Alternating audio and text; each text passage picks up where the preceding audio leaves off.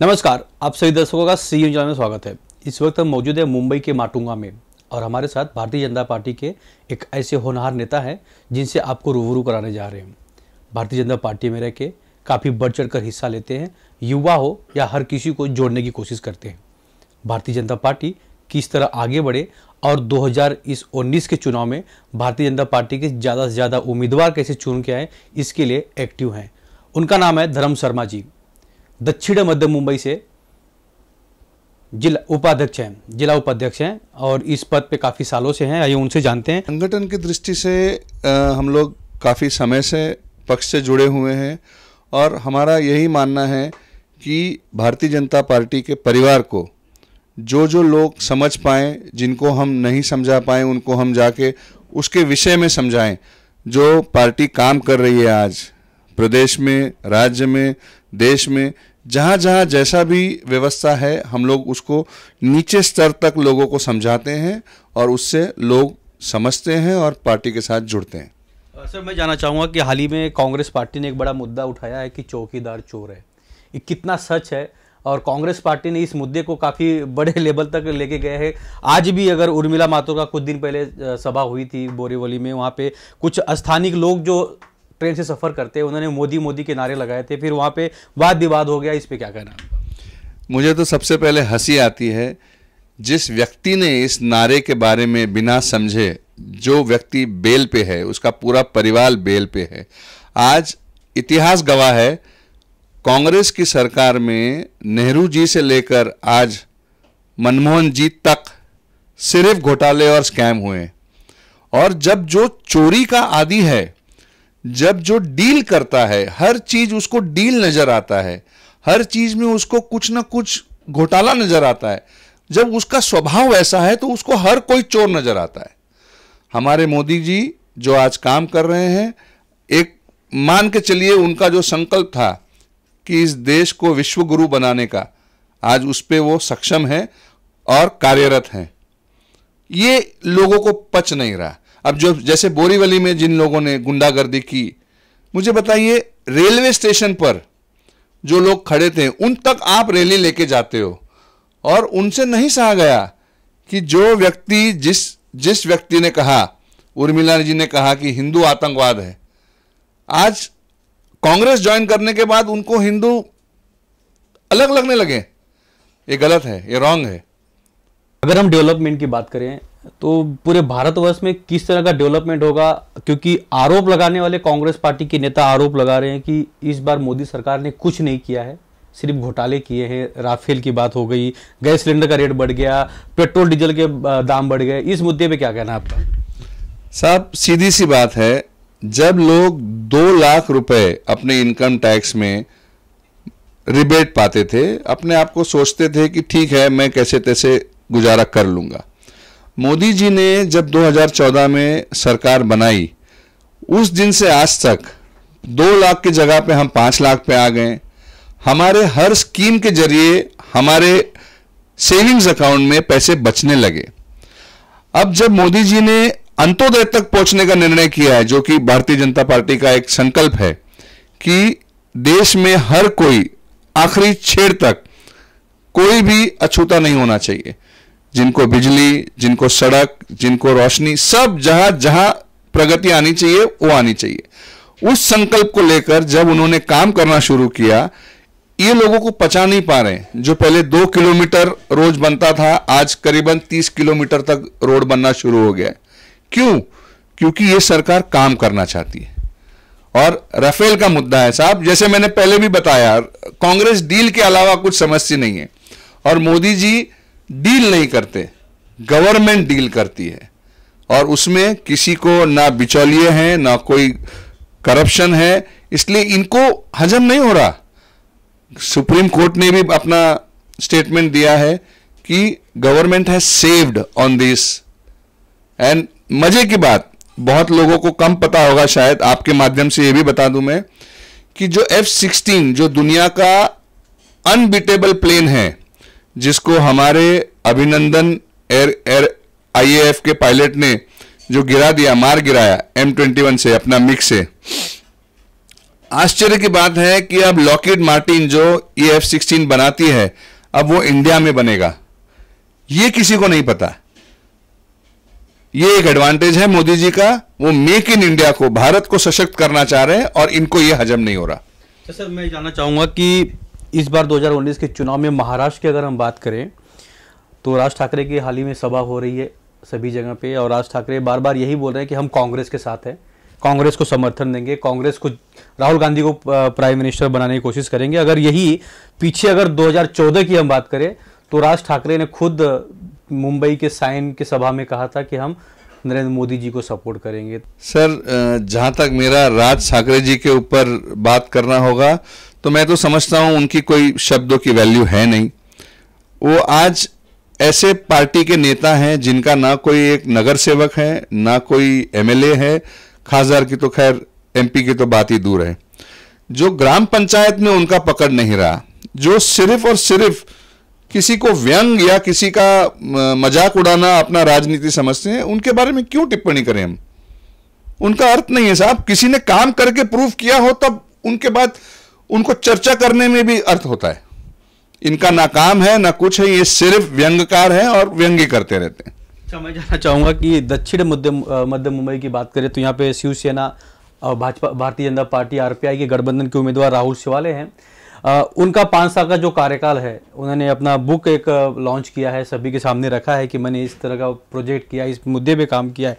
लेकिन कांग्रेस के लोगों का आरोप है कि ऐसा कोई भी काम नहीं किया है, सब फेक है। क्या कहेंगे इस पर?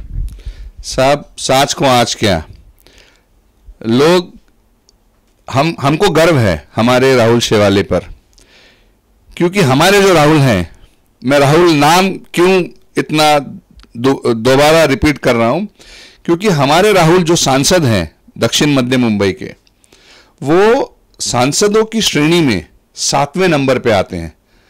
भारत के सभी सांसदों में उनका श्रेणी 7वां नंबर है। पार्लियामेंट में सवाल उठाने पर, पार्लियामेंट का एमपी फंड यूज करने पर, अटेंडेंस पर, उनके सारे आप गुण देखें तो out of 543 he is on the 7th rank.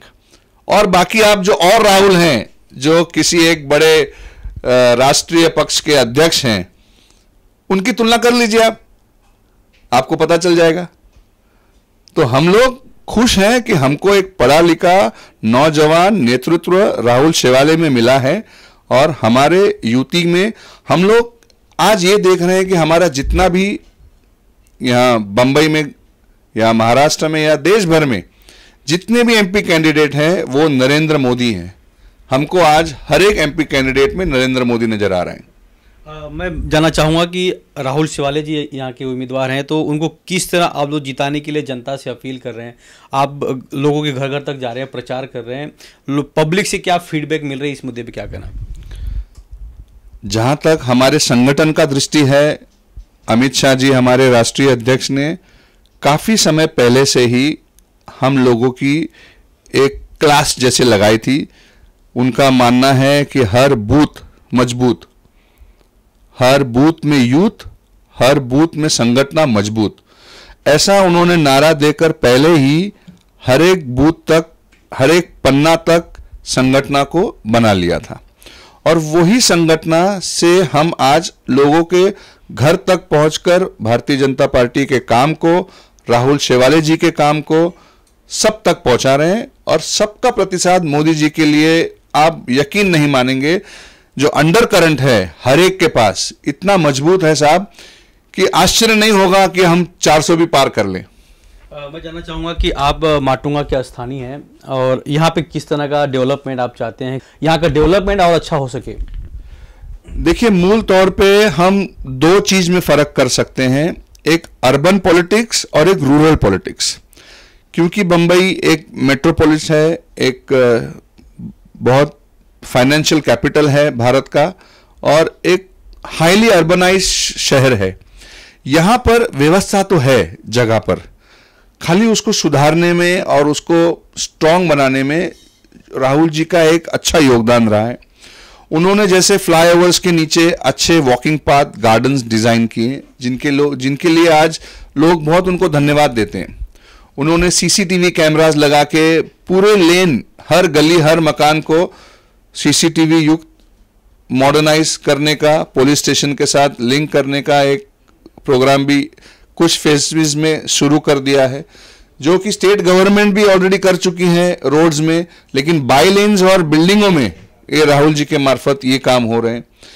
Toilets का विषय है, उन्होंने बहुत अभी बड़े पैमाने पे उन्होंने पहल किया है कि हर मकान में लेडीज़ों के लिए प्रावधान हो, जहां लेडीज़ मार्केट में आए या प्रवास करती रहें तो उनके लिए टॉयलेट का व्यवस्था हर जगह हो, जो कि ये स्वच्छ भारत के अनुरूप मोदी जी का भी एक विषय रहा है और उनके हिसाब से हर एमपी ने ये काम किया है जमीन पर। धर्म जी, मैं जानना चाहूँगा कि अगर भारतीय जनता पार्टी की 2019 में सरकार बनती है, किस तरह का डेवलपमेंट होगा, आम जनता को क्या फ़ायदा होगा? क्योंकि हर किसी को बोला गया था कि हर किसी गरीब को जब काला धन आएगा तो 15 लाख रुपया हर किसी के अकाउंट में दिया जाएगा। इस मुद्दे को कांग्रेस पार्टी ने ज़्यादा उठाया था। सर, मैं आपके माध्यम से आज एक बात स्पष्ट करना चाहता हूं। आप कोई भी बीजेपी का मैनिफेस्टो ले लें या मोदी जी का कोई भी स्पीच ले लें, कभी कहीं एक बात कहा नहीं गया था कि भारतीय जनता पार्टी या सरकार सबके खाते में 15 लाख देगी। ये विषय ऐसा था कि काला धन जो कांग्रेसियों ने हमारे देश के नागरिक से, हमारे देश के सारी जो संपत्ति थी वो लूट लूट कर विदेशों में अलग अलग बैंकों में जमा की थी।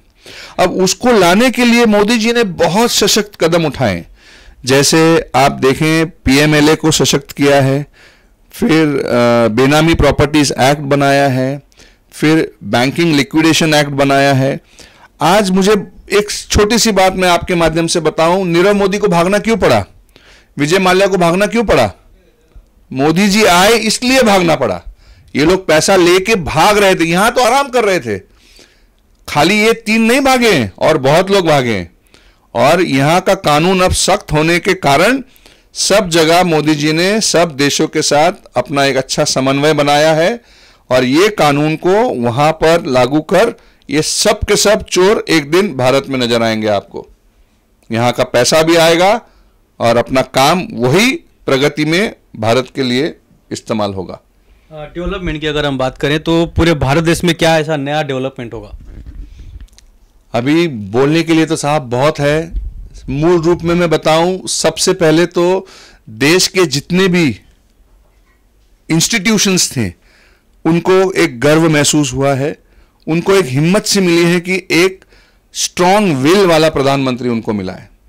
आज उदाहरण के तौर पे हम इसरो की बात कर लें, जो आज सैटेलाइट का हमने जो मिसाइल दागा है, ये बहुत पहले से तैयारी थी हमारे साइंटिस्टों के पास, लेकिन उनको फंड अलॉट नहीं किया गया, उनको पॉलिटिकल विजन नहीं था, पॉलिटिकल विल नहीं था, इसके कारण उनको सैंक्शन नहीं मिले कि आप ये करिए। आज मोदी जी ने ये काम भी कर दिखाया है, जिससे जमीन, आकाश और अब अंतरिक्ष, हर जगह पे हम लोग मजबूती से अपना पैड बना रहे हैं। सर, मैं जानना चाहूँगा कि सभी मतदाताओं से क्या अपील करेंगे कि ज़्यादा से ज़्यादा लोग घर से निकले, अपना मत राहुल शिवाले को दे और आपके जो अलायंस के गठबंधन के जो कैंडिडेट राहुल शिवाले जी हैं वो चुन कर आए, इसके लिए क्या अपील करेंगे लोगों से? मैं आपके माध्यम से दक्षिण मध्य मुंबई, महाराष्ट्र और पूरे देश को ये विनंती करता हूं कि लोग बढ़ चढ़कर इस भारत के एक बहुत बड़े पर्व जो इलेक्शन है हमारा 2019 का, ये इस देश को आगे ले जाने के लिए एक बहुत अहम मुद्दे पर भारतीय जनता पार्टी को साथ देकर मोदी जी को फिर से सरकार में लाना है। ये संकल्प लेकर सबसे विनंती करूंगा कि पहले वोट, फिर बाकी और कुछ। मोदी सरकार फिर क्यों आना चाहिए? सर, ये देश के गौरव के लिए, देश के अस्मिता के लिए, भारतवर्ष को मजबूत करने के लिए और जो प्रगति का काम गत 5 वर्षों में हुआ है उसको आगे बढ़ाने के लिए मोदी जी को आना और फिर से हमको उनको चुन के लाना बहुत जरूरी है। जी हाँ, जिस तरह पूरे देश में 2019 की चुनावी बिगुल बज चुकी है, सभी पार्टी के नेता चुनाव प्रचार में लगे हुए हैं वहीं अगर मुंबई की बात करें, दक्षिण मध्य मुंबई जिला की बात करें, तो यहाँ पर शिवसेना, भारतीय जनता पार्टी, आरपीआई के गठबंधन के उम्मीदवार राहुल शेवाले जी हैं। और देखना यह है कि धर्मजी उन्हें किस तरह चुन के लाते हैं, या भारतीय जनता पार्टी का कितना सहयोग रहता है, आरपीआई पार्टी कितनी सहयोग रहती है, और कितने भारी बहुमत से या कितनी ज़्यादा संख्या से वोटों से जीत कर आते हैं। लेकिन सवाल यही है कि 29 तारीख को जनता किसे अपना कीमती वोट देगी और किसे चुन कर लाएगी, भारत का प्रधानमंत्री कौन बनेगा। कैमरामैन पवन दवी के साथ राज पांडे, CNN न्यूज़, मुंबई।